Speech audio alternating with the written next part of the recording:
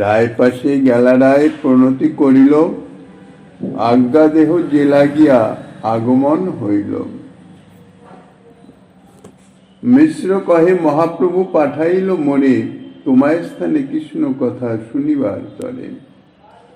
কলিযুগ পাবন অবতার পরম করুণাময় শ্রী গৌরাঙ্গ সুন্দরীর পরম অন্তরঙ্গ প্রিয় পার্ষদ বর্জ্য পূজ্যপাদ শ্রীকৃষ্ণ কবিরাজ গোস্বামী মহাশয় তাহার শ্রী চৈতন্য চরিতামৃত নামক শ্রী গ্রন্থের অন্তর্লীলার পঞ্চম পরিচ্ছেদে পদ্ম মিশ্রের কৃষ্ণ কথা শ্রবণ সেই প্রসঙ্গ বর্ণনা করিতেছেন।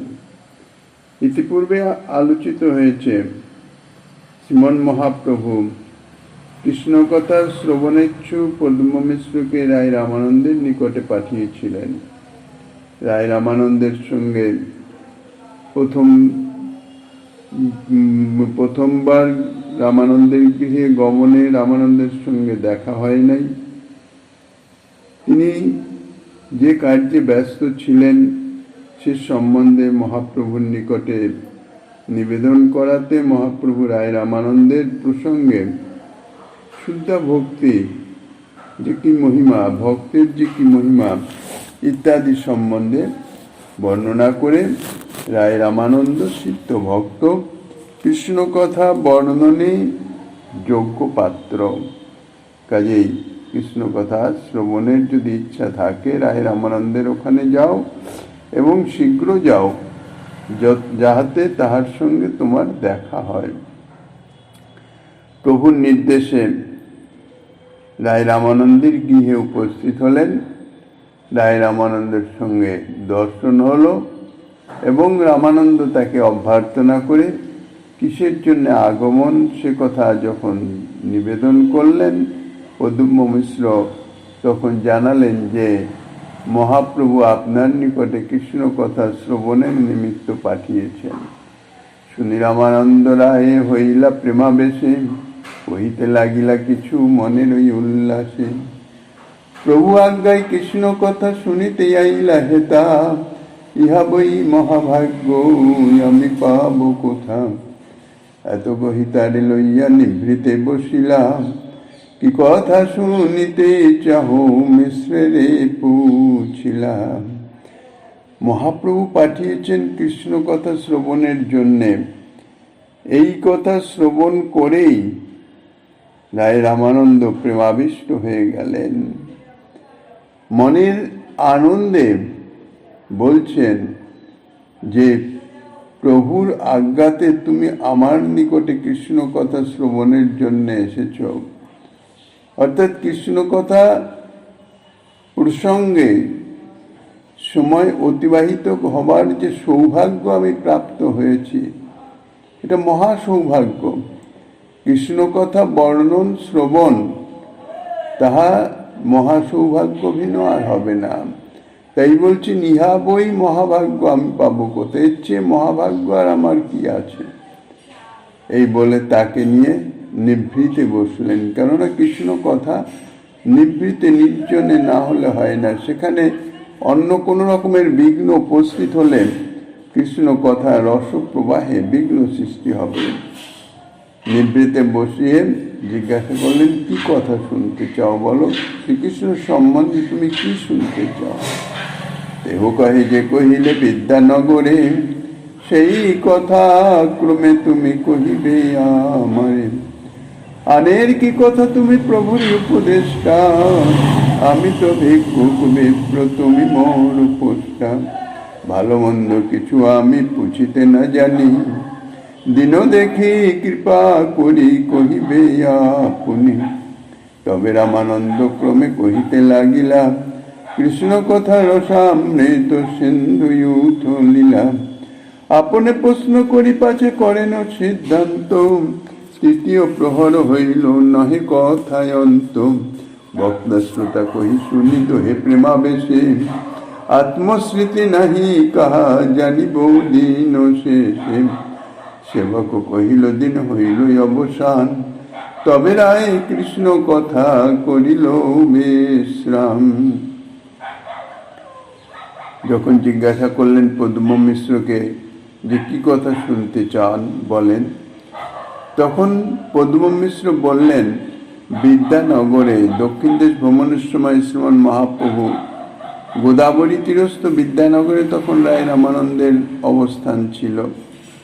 বললেন, সেইখানে মহাপ্রভুর সঙ্গে যে কৃষ্ণ কথা প্রসঙ্গ হয়েছিল, সেই কৃষ্ণ কথা ক্রমে ক্রমে তুমি আমাকে আমার নিকট প্রকাশ করবে। অন্যের কি কথা মহাপ্রভু নিজে বলেছেন, আমি রামানন্দের নিকটে কৃষ্ণ কথা শ্রবণ করি।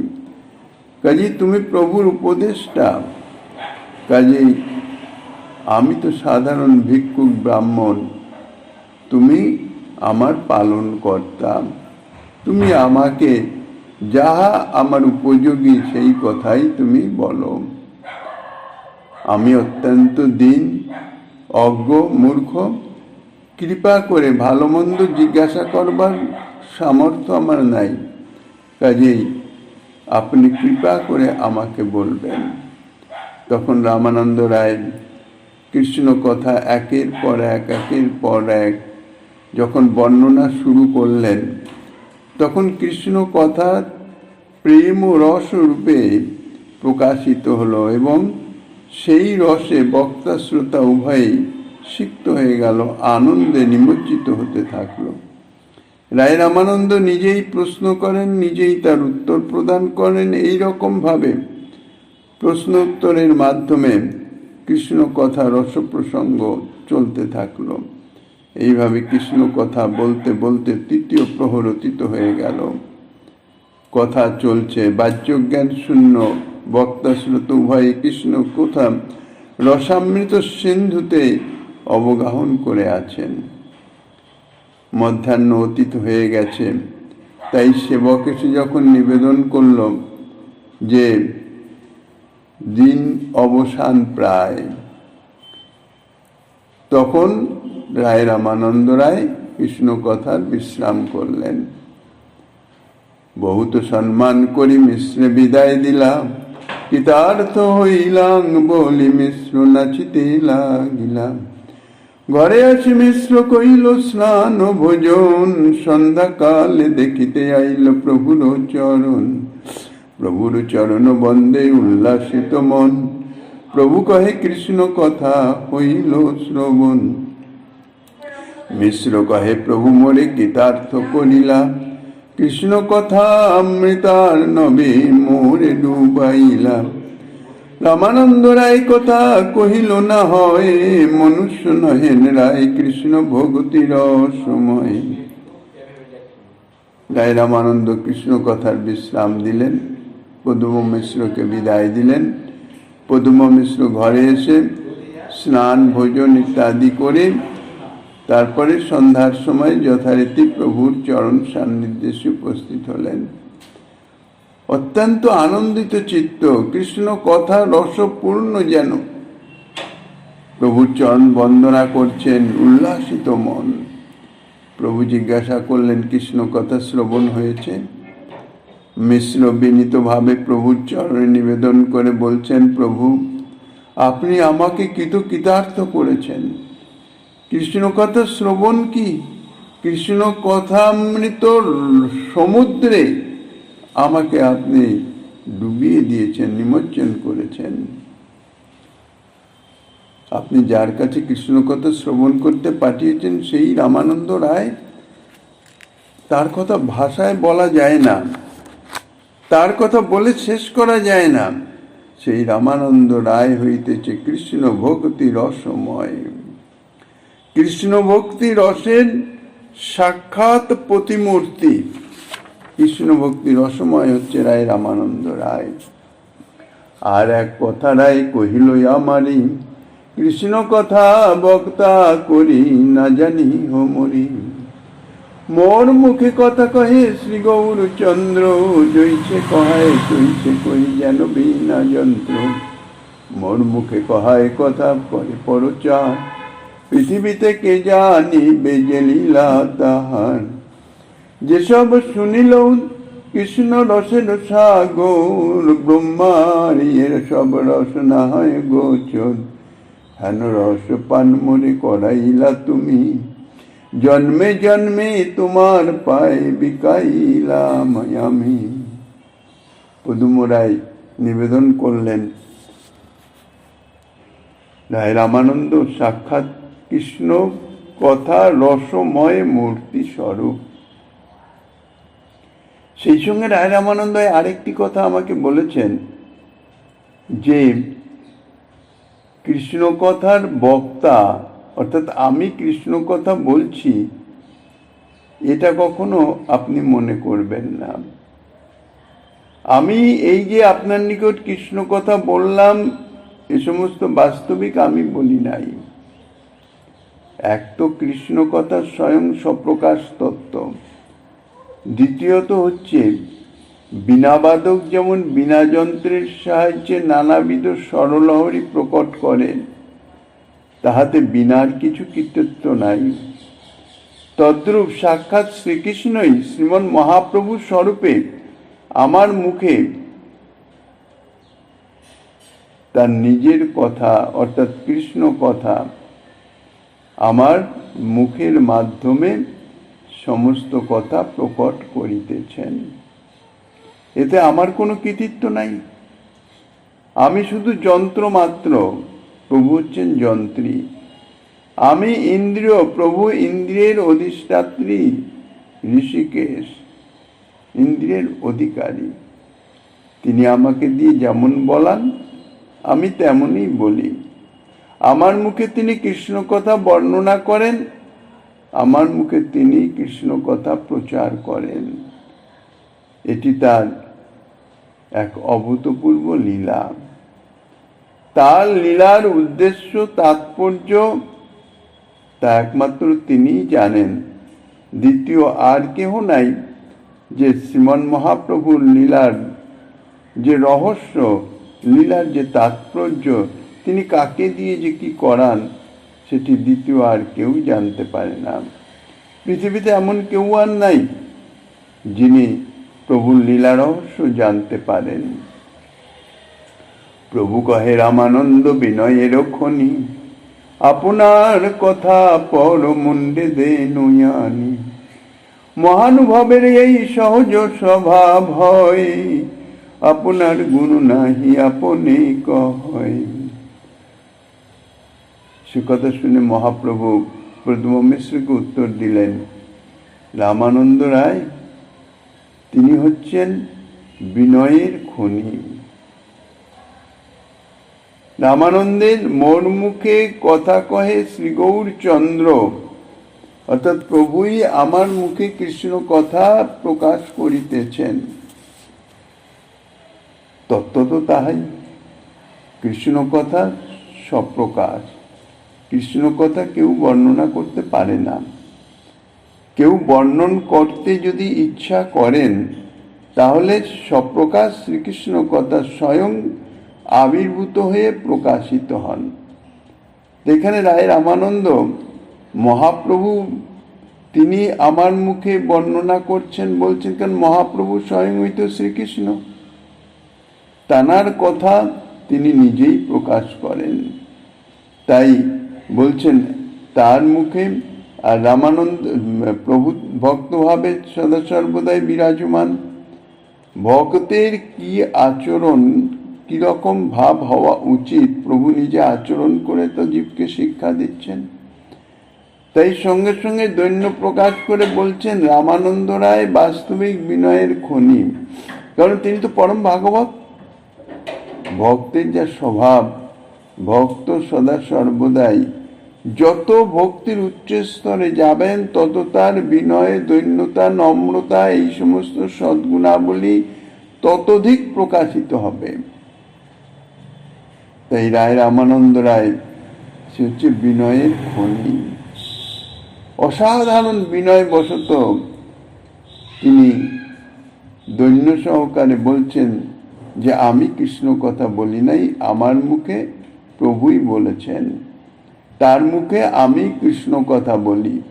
বাস্তবিক কৃষ্ণ কথা রামানন্দ রায়ই বলেন, কেননা ভক্তের মুখেই কৃষ্ণ কথা প্রকাশিত হয়। ভক্তই তো ভগবানকে প্রকাশ করেন। ভগবান সম্বন্ধে যা কিছু সেটা ভক্তই বলতে পারেন। ভগবানকে প্রকাশ করবার যোগ্য অধিকার হচ্ছে ভক্তের। ভক্ত না হলে ভগবানকে কে প্রকাশ করবে? কাজেই বাস্তবিক কৃষ্ণ কথা বলেন রামানন্দই, কিন্তু ভক্তের স্বভাব, স্বরূপগত স্বভাব হচ্ছে বিনয় দৈন্য। তাই বিনয় এবং দৈন্যতাবশত ভক্ত করেন নিজেই, কিন্তু যেহেতু সে সমর্পিত আত্মা, প্রভুর চরণে নিজেকে সমর্পণ করে দিয়েছেন, তাই নিজের কোনো কর্তৃত্ব থাকে না, কর্তৃত্ব রাখেন না। যাই তিনি করেন সব প্রভুই করাচ্ছেন। এটাই হচ্ছে তাঁর অন্তর্গত ভাব। এটা মৌখিক নয়, শুধুমাত্র বাণীতে নয়। বিনয় দৈন্য বশত প্রভু বলছেন, তাই যে বিনয় দৈন্য বশতই রায় রামানন্দ কৃষ্ণ কথা বর্ণনা সেই করে, কিন্তু সে তার এই যে কাজ সে আমার মাথায় চাপিয়ে দেয়। এটা তার দোষ নয়, কেননা এটা ভক্তের স্বভাব, ভক্তের স্বরূপগত ধর্ম। রায় রামানন্দ মহানুভব, পরম ভাগবত। মহানুভব পরম ভাগবত জানারা হন তাহাদের স্বাভাবিক প্রকৃতি, স্বাভাবিক স্বভাব এইরূপ যে তারা নিজের গুণের কথা কখনো প্রকাশ করেন না। আর তত্ত্ব তো ইহা কপটতা নয়, এটা তাদের অনুভব। কেননা তারা তো সমর্পিত আত্মা, তাদের নিজস্ব তো স্বাতন্ত্র্যই তারা অনুভব করেন না।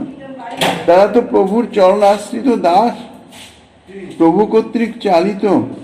তাদের যে কোনো গুণ আছে এই অনুভূতি তাদের থাকে না। সর্বগুণে গুণান্বিত হয়েও তারা নিজেকে সর্বদা অসমর্থ বলে অনুভব করেন।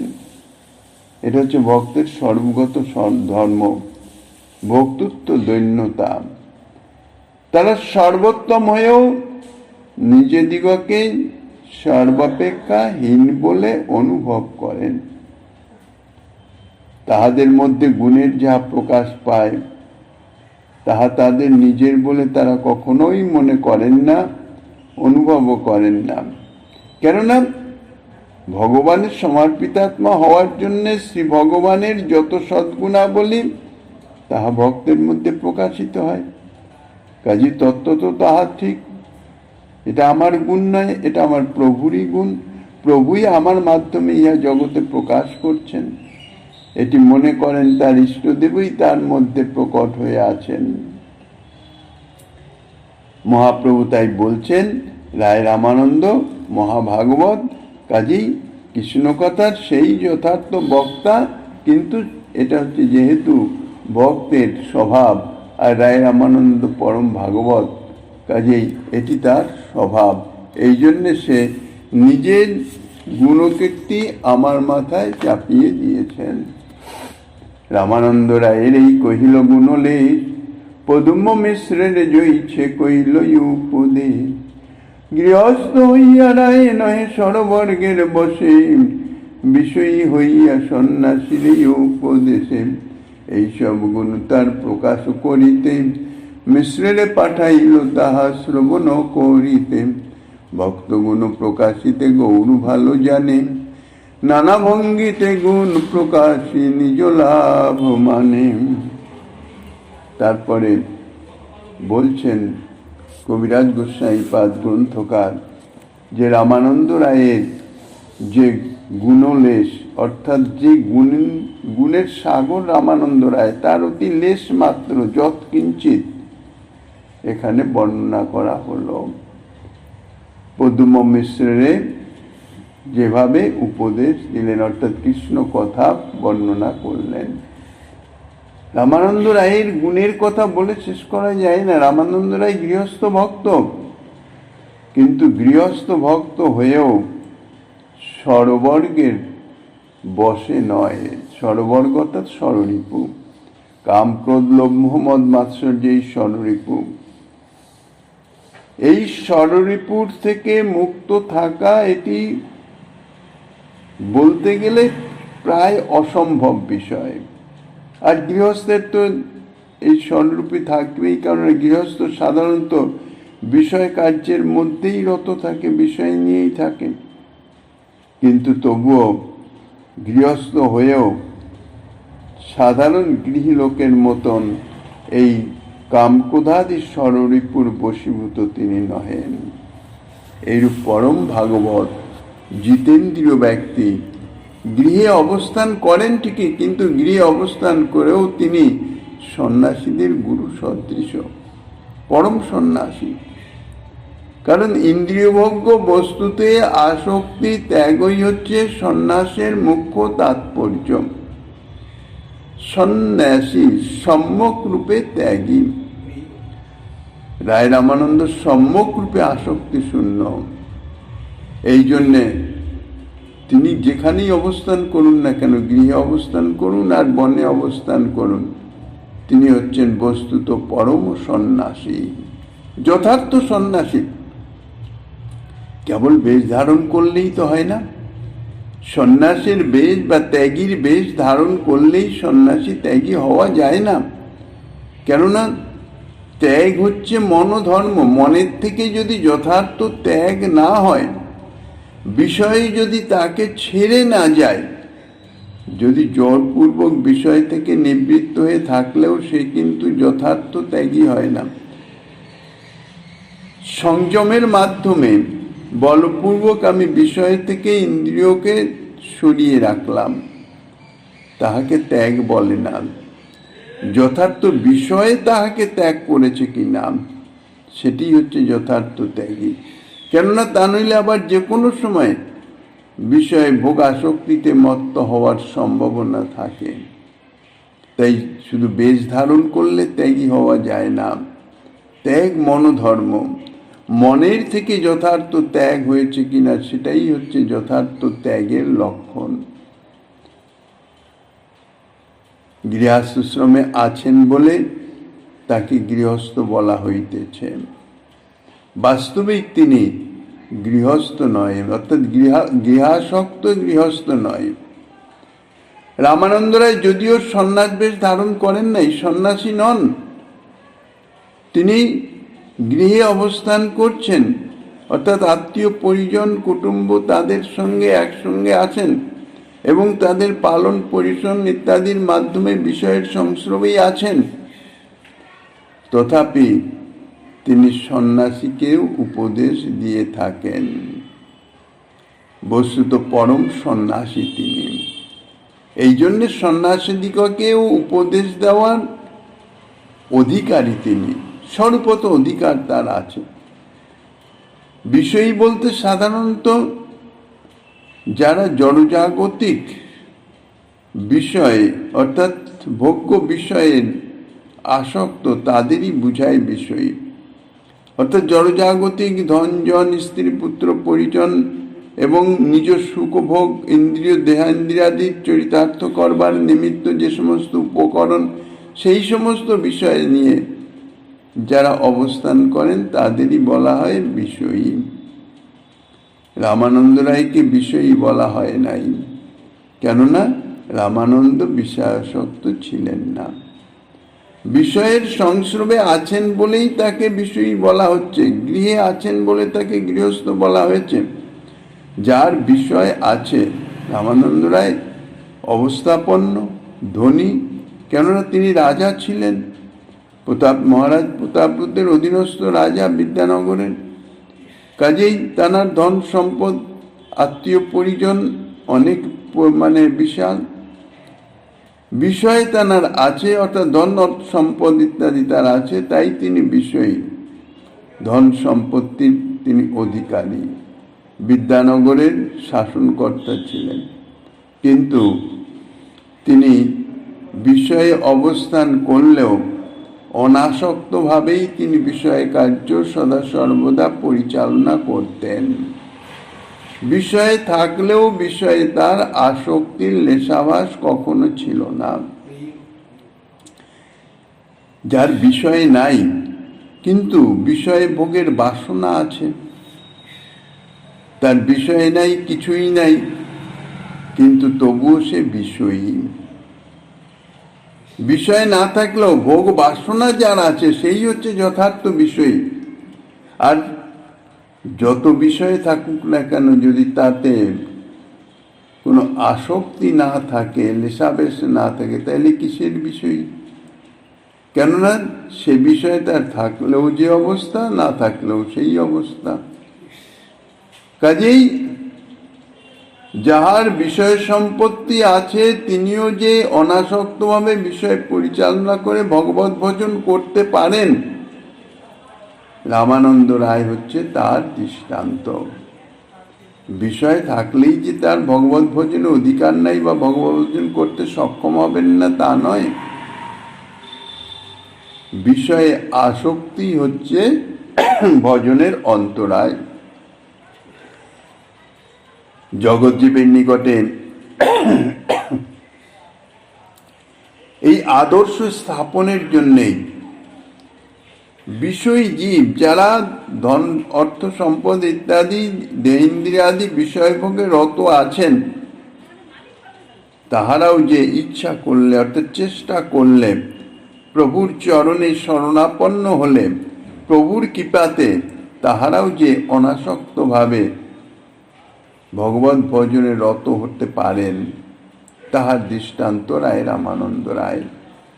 বিষয়ী জীবকেও ভজনে উন্মুখ করার উদ্দেশ্যে নিত্য সিদ্ধ ভগবত পরিকর রায় রামানন্দকে প্রভু এই বিষয়ী রূপে প্রকট করেছেন। বিষয়ী গৃহস্থ হয়েও রামানন্দ রায় সন্ন্যাসীকে উপদেশ করেন, অর্থাৎ সন্ন্যাসী শিরোমণি শ্রীমন মহাপ্রভুর নিকটেও রায় রামানন্দ রায় কৃষ্ণ কথা বর্ণনা করেছেন। তিনি বক্তা, প্রভু শ্রোতা। রামানন্দ যে সর্বর্গের বশীভূত নহে, ষড়রিপুর বশীভূত নহে, গৃহস্থ হয়েও যে তিনি সন্ন্যাসীকে পর্যন্ত উপদেশ দান করবার যোগ্য অধিকারী, এই সকল গুণ যে তার আছে, দেবদাসীদের সংস্রবে তাহা প্রকট করা হয়েছে, দেখানো হয়েছে। পদ্ম মিশ্র প্রভুর নিকটেই কৃষ্ণ কথা শ্রবণ করতে চেয়েছিলেন। প্রভু নিজে তাকে কৃষ্ণ কথা বর্ণনা করেন নাই, রামানন্দের নিকটে পাঠিয়ে দিয়েছেন। তার কারণ হচ্ছে প্রভু নানা কৌশলে ভক্তের গুণ প্রকাশ করে নিজে আনন্দিত হন। ভক্তগুণ প্রকাশিতে গৌর ভালো জানে, নানা ভঙ্গিতে গুণ প্রকাশী নিজ লাভ মানে। স্বাভাবিক ভক্ত যেমন ভগবত গুণকথা বলে অত্যন্ত আনন্দ অনুভব করেন, ভক্ত কোথাও যদি তার অভীষ্ট দেব অর্থাৎ ভগবানের গুণকীর্তন হয়, তাহাতেই সে আনন্দিত হয়, উৎফুল্ল হয়ে যায়। সেই রকম ভগবানও ভক্তের গুণকথা প্রকাশ করে অত্যন্ত আনন্দিত হন। কেননা ভক্ত তো কখনো নিজের গুণগরিমা প্রকাশ করেন না, বরঞ্চ প্রকাশিত হলে সেটি সংগোপন করেন। কাজে ভক্তের গুণের কথা, ভক্তের মহিমার কথা কে বর্ণনা করবেন, কে প্রকাশ করবেন? ভগবানই সেটা প্রকাশ করেন। এই জন্যে নানাভাবে, নানা কৌশলে, মানে নানাভাবে, নানা প্রক্রিয়ার মাধ্যমে ভক্তের গুণ প্রকাশ করে ভগবান নিজেকে লাভবান মনে করেন। লাভবান অর্থাৎ এত আনন্দিত হন, কেউ যদি কোনো বিষয়ে কিছু প্রাপ্ত হয়, লাভ করেন, তাহলে কি হয়? সে উৎফুল্ল হয়, আনন্দিত হয়। তা সেই রকম শ্রী ভগবান তিনি নিজে অত্যন্ত আনন্দিত হন, অর্থাৎ নিজেকে লাভবান বলে মনে করেন। কিন্তু ভক্তের গুণপ্রকাশের সর্ববিধ ঐশ্বর্যের অধিপতি স্বয়ং ভগবান শ্রীমন মহাপ্রভুর কি লাভের সম্ভাবনা আছে? লাভবান হন, নিজ লাভ মানে যে বলছেন কি লাভ? প্রভু কি লাভ করেন? নানাবিধ স্তুতিবাদে ভক্ত ভগবানের গুণমহিমাদি প্রকাশ করেন বলে যে যথামাং প্রপদ্যন্তে তাংস তথৈব ভজাম্যহম, শ্রীমদ্ ভগবদ গীতার এই প্রতিশ্রুতি অনুসারে ভগবান ভক্তের গুণ প্রকাশ করে ওই প্রতিশ্রুতি রক্ষা করো তো ভক্তের নিকটে কি অঋণী হতে চান? অর্থাৎ ভক্তের গুণমহিমা প্রকাশের অন্তরালে প্রভুর কি এই ঋণ শোধের বাসনা, অর্থাৎ এই ঋণ শোধই তার লাভ? বাস্তবিক তত্ত্ব তো তা নয়। রামানন্দ মহাপ্রেমিক ভক্ত। প্রেমিক ভক্তের প্রেমঋণ শেষ শোধ করা প্রেমময় ভগবানের বাঞ্ছনীয় নহেন। কেননা ভগবানের আস্বাদ্য বস্তু কি? ভক্তের প্রেমই তো ভগবানের আস্বাদ্য। ভগবানের স্বরূপ শক্তি বৃত্তি হচ্ছে ভক্তি, স্বরূপ শক্তির বিলাস। সেই ভক্তি নিরন্তর তিনি ভক্তের দিক চিত্তে নিক্ষেপ করেন। ভক্তি তো প্রভুর নিজ ধন, কিন্তু সেই ভক্তি তত আস্বাদ্য নহে। ভক্তের হৃদয়ে সেই ভক্তি গিয়ে ভক্তের যে সেবা বাসনা, সেই সেবা বাসনার সঙ্গে মিশ্রিত হয়ে গিয়ে প্রেম সেবা রূপে যখন প্রকাশিত হয়, সেই যে প্রেম, সেই প্রেমই হয় শ্রী ভগবানের আস্বাদ্য তত্ত্ব, আস্বাদ্য বিষয়, যাহা শ্রী ভগবান নিজের নিকটে নাই। ভক্তের হৃদয়ের প্রেমই হচ্ছে তার আস্বাদন, এবং সেই আস্বাদনের এমন চমৎকারিতা, এমন বশীকরণ শক্তি যে প্রভু বশীভূত হয়ে যান। যেমন জাগতিক দৃষ্টান্তে দেখা যায়, কোনো মহাজন ব্যক্তি যার নিকটে দুধ আছে, মিষ্টি অর্থাৎ চিনি ইত্যাদি আছে, বা অন্যান্য উপকরণ সব আছে, কিন্তু এই সমস্ত বস্তু থাকলে এর মাধ্যমে তিনি তো রসগোল্লার আস্বাদ পাবেন না। রসগোল্লার আস্বাদ পাবেন যে রসগোল্লা প্রস্তুতকারী যে কারিগর, তার নিকটে। সে যখন এই সমস্ত মহাজনেরই প্রদত্ত বস্তু, তাই দিয়েই যখন রসগোল্লা সে প্রস্তুত করবে, সেই রসগোল্লা হবে মহাজনের আস্বাদনীয়। তাই যে ভক্তি স্বরূপ শক্তির বৃত্তি, সেটি প্রভুর নিজস্ব ধন, প্রভুর অন্তরঙ্গ শক্তি, স্বরূপ শক্তি, তারই বিলাস স্বরূপ বৃত্তি ভক্তি। কিন্তু ভক্তের চিত্তে গিয়ে ভক্তের সেবা বাসনার সঙ্গে পরিপক্ক হয়ে যখন প্রেম রূপে প্রকাশিত হয়, অর্থাৎ প্রেম সেবা রূপে প্রকাশিত হয়, তখন তাহা ভগবানের চরম পরম আস্বাদনীয় হয়। কাজেই ভগবান কখনো ভক্তের প্রেম ঋণ শোধ করতে চান না। আস্বাদনীয় বিষয় নিরন্তর যাহাতে পাওয়া যায়, নিরন্তর আস্বাদ করতে পারি, এটাই তো স্বাভাবিক। সেই জন্যে প্রভু কখনো প্রেম ঋণ শোধ করতে চান না। কেন? তিনি প্রেম সেবা, প্রভু বলছেন যে আমাকে যেরকম সেবা করেন আমি তার বিনিময়ে সেই রকম সেবা করি, অর্থাৎ তার ঋণ দেওয়া নেওয়া হয়ে গেল, ব্যাস মুক্ত। কিন্তু প্রেমী ভক্তের প্রেম সেবার ঋণ এক তো প্রভু শোধ করতে পারেন না, দ্বিতীয়ত শোধ করতে চানও না। তার কারণ হচ্ছে পরম আস্বাদনীয়। যদি শোধই করে দেওয়া হয়, তাহলে আর তিনি প্রেম আস্বাদন করবেন কোথায়? প্রেম পাবেন কোথায়? ভক্তের কাছে ছাড়া তো প্রেম নাই।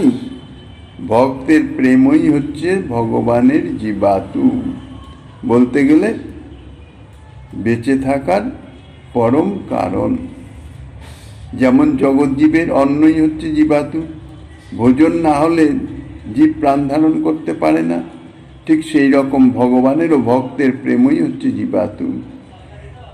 প্রেম ঋণে ঋণী থেকে তিনি পরম আনন্দে আছেন, পরম আনন্দ পান। অহং ভক্ত পরাধীন, আমি ভক্তের অধীন, সদা সর্বদাই অধীন। এই যে আমি তার অধীন, ভগবান বলছেন অহং ভক্ত পরাধীন, এটি কিন্তু দুঃখজনক বিষয় নয়। কেউ কারো অধীন হতে চায় না, এটা ঠিক।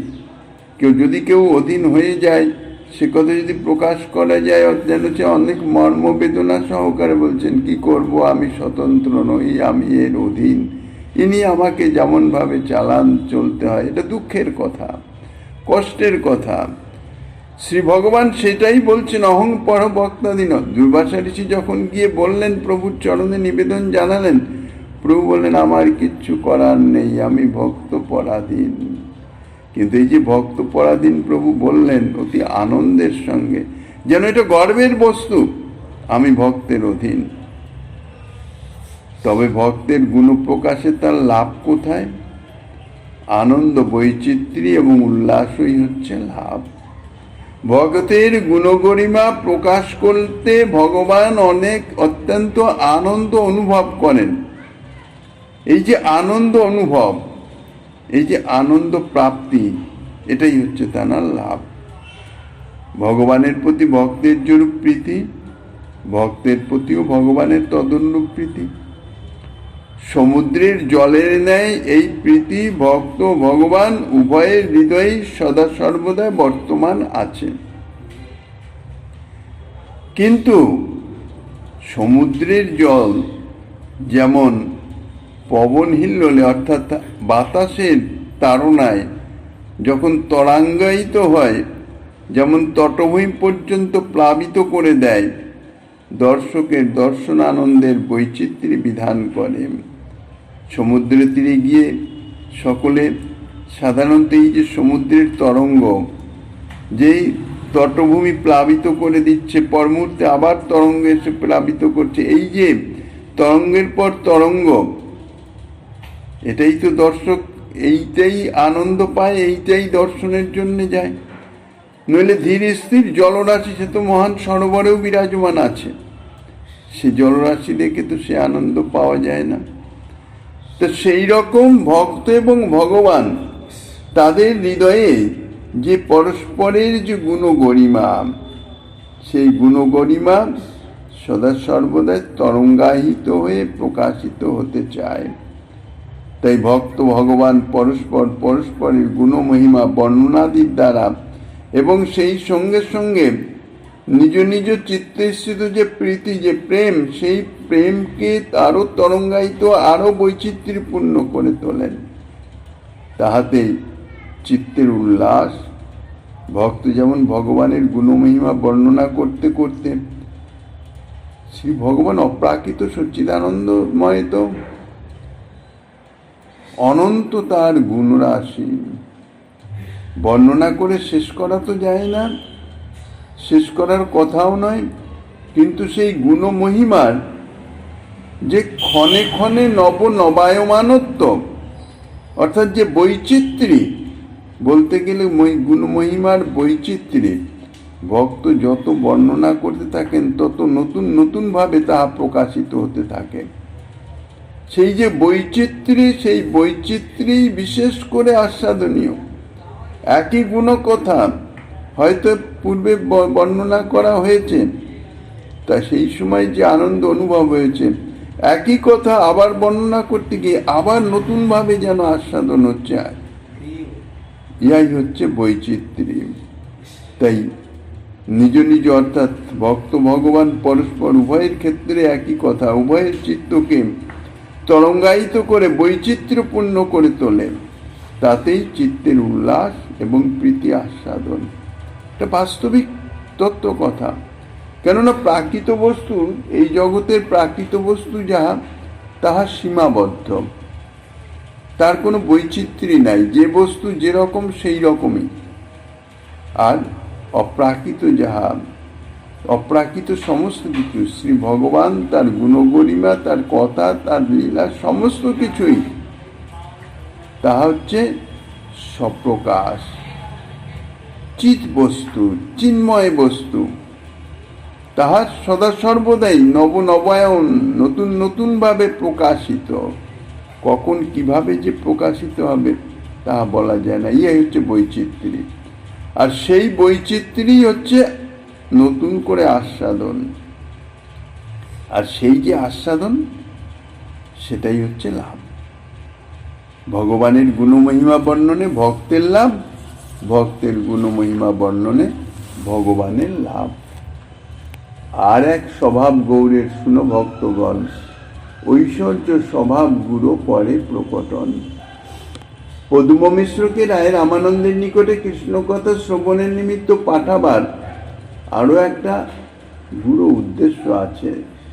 কবিরাজ গোস্বামীপাদ বলছেন, সন্ন্যাসী এবং ব্রাহ্মণ পণ্ডিতের যে গর্ব, স্বাভাবিক গর্ব, যে গর্ব চূর্ণ করাই হচ্ছে প্রভুর একটা বিশেষ উদ্দেশ্য। পদ্ম মিশ্র ব্রাহ্মণ, ব্রাহ্মণগণ সাধারণত ব্রাহ্মণের থেকে নিচু জাতি কারোর নিকটে কোনো ধর্মোপদেশ এটা কস্মিন কালেও গ্রহণ করেন না, গ্রহণ করতে ইচ্ছুক নন। কেননা জাতিগত কুলগত অভিমান। ঠিক সেই রকম আশ্রম ধর্মেও সন্ন্যাসীগণ সর্বশ্রেষ্ঠ। সন্ন্যাসীগণ কোনো গৃহস্থের নিকটে কোনো উপদেশ গ্রহণ করতে ইচ্ছুক নন। এটা তাদের কুলের, পাণ্ডিত্যের, আশ্রমের গর্ব, অভিমান। প্রভু ভক্তি প্রচার করতে এসছেন, আর ভক্তির মূল কথাই হচ্ছে নিরভিমান।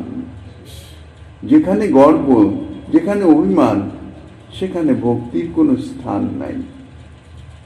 তাই প্রভু সর্বপ্রথম এই ব্রাহ্মণ, পণ্ডিত, সন্ন্যাসীদিগের গর্বনাশ করবার উদ্দেশ্যে ব্রাহ্মণেতর জাতীয় এবং গৃহস্থ রায় রামানন্দ দ্বারা এই কৃষ্ণ তত্ত্ব, প্রেমতত্ত্ব, লীলা তত্ত্ব ইত্যাদি প্রচার করাচ্ছেন, তত্ত্বকথা প্রচার করাচ্ছেন। এবং জবন হরিদাস ঠাকুরের দ্বারা সর্বসাধন শ্রেষ্ঠ যে হরিনাম সংকীর্তন, সেই নাম সংকীর্তনের মহিমা জগতে প্রচার করিয়ে দেখিয়ে দিলেন। ইহারা কেউই সকল বিষয়ে গ্রন্থাদি লেখেন নাই। এই যে এনারা কোনো গ্রন্থ আদি ইত্যাদি লেখেন নাই। যাহারা তাহাদের নিকটে তত্ত্বকথা শুনতে ইচ্ছা করেছেন, তাহাদের নিকটেই তাহারা মুখে মুখে তাহা বর্ণনা করে গেছেন। গ্রন্থাদি প্রণয়ন অপেক্ষা মৌখিক কীর্তনেই অহংকারীর গর্বনাশের সম্ভাবনা বেশি আছে। সমাজের নিকৃষ্ট বর্ণোদ্ভব কেহ যদি শাস্ত্রযুক্তিসঙ্গত কোনো গ্রন্থ লেখেন, তাইলে পণ্ডিত শ্রেষ্ঠ কুলীন ব্রাহ্মণও তাহা ঘরে বসে বিশেষ আগ্রহের সহিত আলোচনা করতে পারেন। তাতে তিনি অপমান বোধ করেন না। কেননা সেই যে গ্রন্থ আলোচনা বা গ্রন্থ পাঠ, তাহা তো নিজের ঘরে সঙ্গোপনে হচ্ছে, তা তো অন্য কেউ জানে না। তার পাণ্ডিত্যের অভিমানে আঘাত লাগে না। সে যেই লিখুক না কেন গ্রন্থ, সেটা তো অন্য কেউ জানছে না। কিন্তু যদি সেটি আলোচনা হয়, প্রকাশ্যে হয়, অহংকারী লোকের আচরণের কথা অপর কেউ না জানলে তার অহংকার কখনো চূর্ণ হয় না, তার গর্ব অক্ষুণ্ণ থেকে যায়। কিন্তু যদি কোনো নিকৃষ্ট বর্ণোদ্ভব কাহারও সাক্ষাতে উপস্থিত হয়ে তার মুখে কোনো তত্ত্বকথা শ্রবণ করতে হয়, এটি সাধারণত লোকে চায় না। অভিমানী ব্যক্তি সেটি চান না, বলে আরে ওর কাছে কি শুনবো, আমি কি ওর থেকে কম জানি? কেননা জাতিগত অভিমান, বিদ্যাগত অভিমান, সেই অভিমানের বশে সে শুনতে চায় না। তাতে অহংকারী লোক অপমান বোধ করেন। কারণ যার নিকটে তত্ত্বকথা শুনতে পাওয়া যায়, তাকেই শ্রেষ্ঠ বলে স্বীকার করতে হয়। কেননা যিনি বক্তা তিনিই তো শ্রেষ্ঠ। শ্রোতার থেকে বক্তাই সদা সর্বদা শ্রেষ্ঠ। তাই অহংকারী লোক এইভাবে কাহাকেও শ্রেষ্ঠ বলে স্বীকার করতে ইচ্ছুক হন না, করতে পারেন না। অভিমান তার বাধা হয়ে দাঁড়ায়। অভিমানী সদা সর্বদাই নিজকে সেই বিষয়ে শ্রেষ্ঠ বলে অনুভব করেন। ইহাই হচ্ছে অভিমানের স্বভাব, সর্বগত ধর্ম। নিজেকে সদা সর্বদাই শ্রেষ্ঠ বলে অনুভব করা। আর এটি হচ্ছে সর্বথা ভক্তির বিরোধী, পরিপন্থী। ভক্তি অর্থাৎ ভক্ত সদা সর্বদাই নিজেকে সর্বাপেক্ষা হীন বলে অনুভব করবেন। আর এখানে অভিমান ঠিক তার বিপরীত ক্রিয়া করে।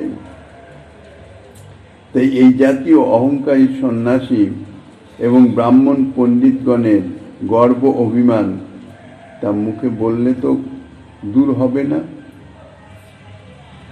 সেটি দূর করবার জন্যেই শ্রীমন মহাপ্রভু গৃহস্থ, জাতিতে শূদ্র রামানন্দ রায় এবং যবন জাতি যবন কুলোদ্ভব হরিদাস ঠাকুরের মুখে তত্ত্বকথা প্রচার করিয়ে সন্ন্যাসী এবং ব্রাহ্মণ দিগকে পর্যন্ত শ্রোতা করিয়েছেন, অর্থাৎ তাদের মুখে শ্রবণ করিয়েছেন। এই কাজে তার গুরু ঐশ্বর্য প্রকাশিত হয়েছে, অর্থাৎ এটা তার বিশেষ প্রভাব, বিশেষ লীলা। নিচ শূদ্রাদিতে শক্তি সঞ্চার করে তাহাদিগকে শাস্ত্র ধর্মাদি প্রচারের যোগ্য করে দিয়েছেন। আর ব্রাহ্মণ সন্ন্যাসী আদি গর্বপূর্ণ লোকদের চিত্তে এই নিচ শূদ্রাদির নিকটে শাস্ত্র ধর্মাদি কথা শুনিবার জন্য প্রেরণা প্রদান করেছেন। এই ব্যাপারেই প্রভুর ঐশ্বর্য প্রকাশ পেয়েছে। ইহাই হচ্ছে প্রভুর ঐশ্বর্য, কিন্তু ইহা শ্রোতারা জানতে পারেন নাই, অনুভব করতে পারেন নাই।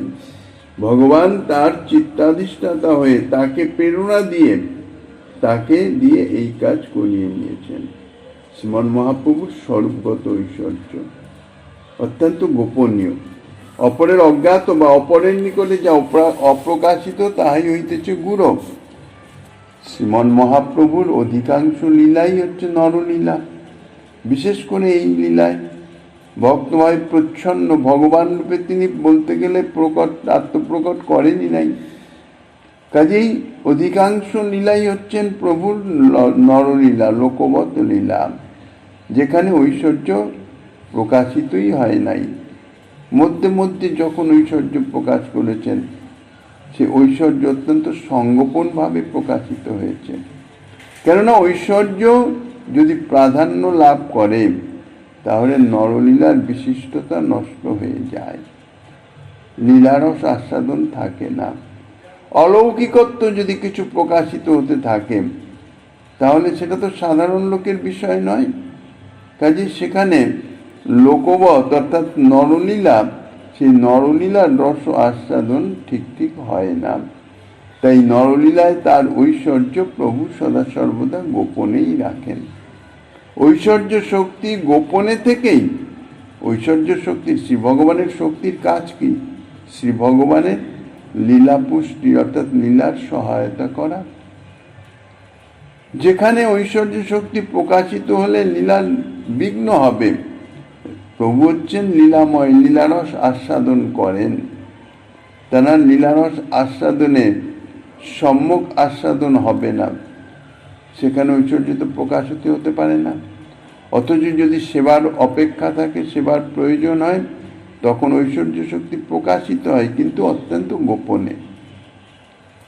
প্রভুর যা ইচ্ছা, সে ইচ্ছা সমাধান করে দেন ঐশ্বর্য শক্তি, কিন্তু অত্যন্ত সংগোপনে।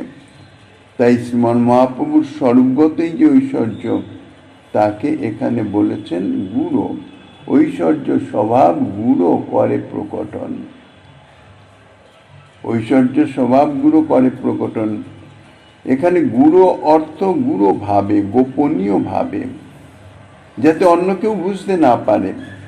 শ্রীমন মহাপ্রভু সকলেরও ঈশ্বর, নিচ শূদ্রাদিরও ঈশ্বর, ব্রাহ্মণ পণ্ডিত সন্ন্যাসীগণ তাদেরও ঈশ্বর। সকলের মঙ্গল বিধান করাই হচ্ছে তাঁর উদ্দেশ্য। সকলকে ভক্তি সম্পত্তি দিয়ে ভগবত প্রেমের অধিকারী করাই হচ্ছেন তার অবতারের একটি বিশেষ উদ্দেশ্য। সেখানে কোনো ভেদ নাই যে আমি পণ্ডিত সন্ন্যাসীগণকেই ভক্ত করব, ভক্তি সম্পত্তি দেব, নিচ শূদ্রদের দিব না, বা নিচ শূদ্রদের দেব, পণ্ডিত সন্ন্যাসীদের দিব না, তা তো নয়। সর্বজীবের সকলকেই প্রদান করবেন। এখন এই উদ্দেশ্য সিদ্ধি করতে গেলে পণ্ডিত সন্ন্যাসীদের গর্ব দূর করা প্রয়োজন। কারণ সাধারণত যারা নিচু জাতি বা সাধারণ লোক, তাদের তো কোনো অভিমান নাই, তাদের নাই কিছু, তার কিসের অভিমান করবে?